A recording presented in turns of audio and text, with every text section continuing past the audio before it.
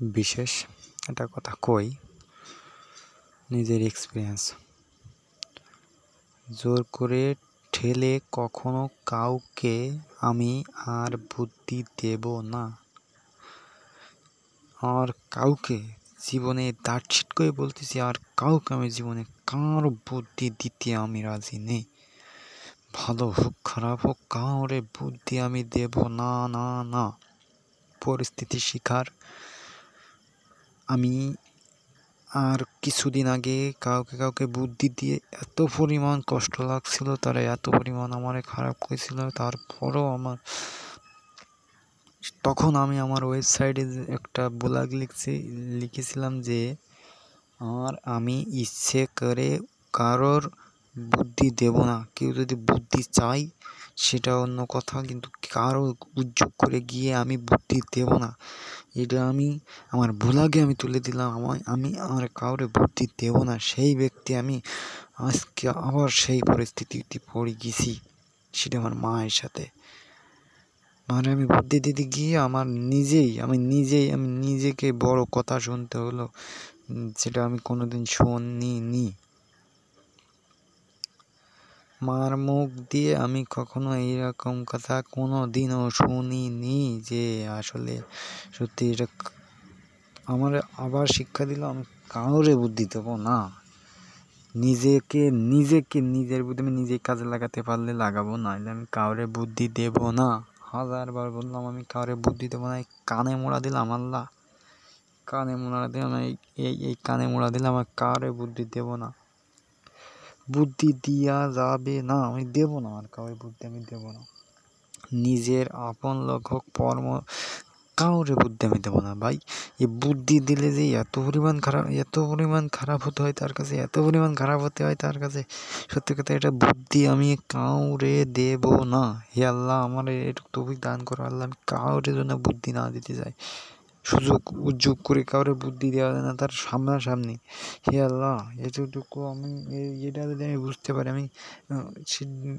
এটা আমি কাউরে বুদ্ধি দেবো না। আমি সরাসরি আমি দেবো না কারোর বুদ্ধি। উদ্যোগ করে গিয়ে আমি কাউরে বুদ্ধি দিতে পারবো না। কেউ যদি আসে সেটা অন্য কথা, কিন্তু আমি গিয়ে কারোর কাছে গিয়ে বুদ্ধি আমি দেব না।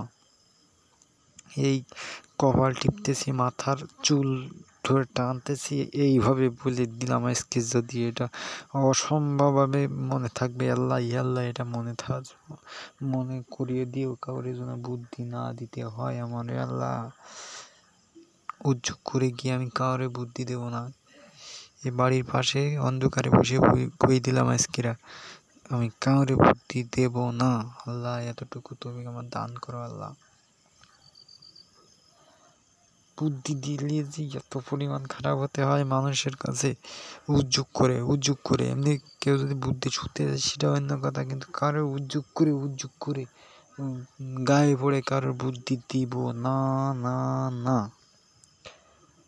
বুদ্ধির অভাবে সে হাফ মরা হয়ে যাবে। সে যা করে তাই করুক, সে ক্যান্সারে আক্রান্ত হোক,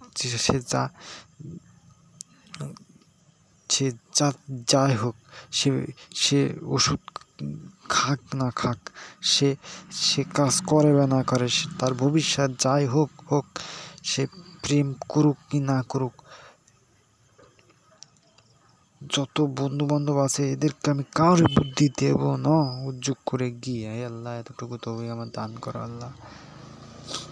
আমার মায়ের সাথে যেটা আমার হয়েছে, সে হলো বাড়ির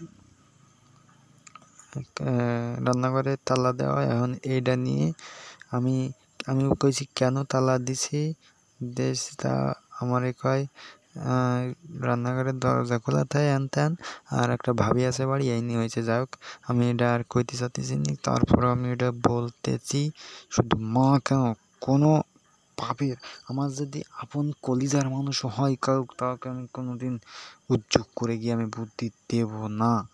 এটা আমার একটা বড় ধরনের বুদ্ধি দিতে গেলে তার কাছে খারাপ হওয়া লাগে। তার কাছে আমি কেন খারাপ হবো? আমার কি আছে তার কাছে? সে মরে যায় কি, সে বেঁচে থাকে কি, সে চোখে দেখতে পায় কি না পায়, সে টাক হয়ে যাচ্ছে কি, মরে যাচ্ছে, রোগ হচ্ছে, সে রোগ হচ্ছে, বা তার সে কি কিছু একটা মানে যাই হোক না কেন সে গাড়ি চালাতে পারে কি পারে না, যাই করে না কেন সে যাই করে না কেন, যদি আমি আমার বুদ্ধিতে যদি তার উপকার হওয়ার মতো কোনো বুদ্ধিও থাকে তাও আমি কোনো বুদ্ধি দেব না। না না না অবশ্য উপকার করতে গেলে কথায় আছে না, উপকার করতে গেলে পেট বাঁধে, সেই রকম একটা সত্যি কথা বলতে অনেক সাইকোলজি ট্রিক্সে বলছে, সাইকোলজি ফ্যাক্টে বলছে যে কাউকে উদ্যোগ করে বা উপকার করতে যাবা না, এটা করলে সে অখুশি হয়। আসলে 100% আমি সঠিক বলতে পারি, এটারে সঠিক বলতে পারি এমন একটা মানে সত্যি এটা। যাই হোক, কষ্ট লাগার মতো একটা কথা শুনলাম। আমার মায় আমারে বলে, এ শোর এর কি করে বোঝাবো। এইভাবে আমার এই পর্যন্ত কোনো দিনও আমার মাই আমারে কয়নি। অবশ্যই আমার বুদ্ধিটা দেওয়া উচিত হয়নি। এ শোরের আমি কী করে বুঝবো। আসলে যখন কইলো তখন আমার মানে কানের ফেসে ঢুকে ফেসে বেরোয় গেল। এবার আমি পরে যেন কেমন যেন একটু খেয়াল আসলো যে আমার অবশ্য কথার মধ্যে সুর কই ফেলাই দিলে। যাই হোক, ভুলে গেলাম আর কষ্ট পেলাম।